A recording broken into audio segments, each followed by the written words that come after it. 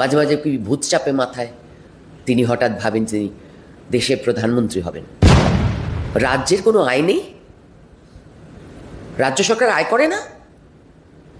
অন্য রাজ্যগুলো চলছে কি দিয়ে? রাজ্য সরকারের বেসিক আয় নেই, জিএসটি থেকে টাকা পায় না,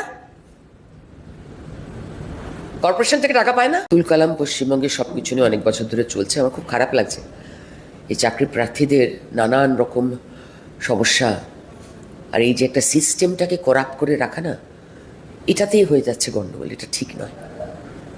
আর এসআইআর নিয়ে তো যা চলছে সে তো আর বলাই নয়। মানে এই সিস্টেম করাপশনটা ঠিক নয়।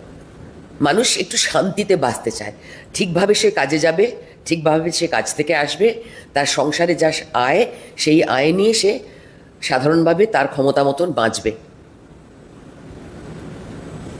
এটা পশ্চিমবঙ্গ সরকার 3টে টার্ম শেষ হতে চলল, এখন অব্দি এনশিওর করতে পারলেন না, একটা রাজ্যের পারলেন না। মাঝে মাঝে কি ভূত চাপে মাথায় তিনি হঠাৎ ভাবেন তিনি দেশের প্রধানমন্ত্রী হবেন। একটা রাজ্যের সাধারণ বড় বড় সমস্যাগুলো তিনি তার 1/10 সলভ করতে পারেন না। মুখে একটাই শুধু কথা, কেন্দ্রের টাকা বাকি।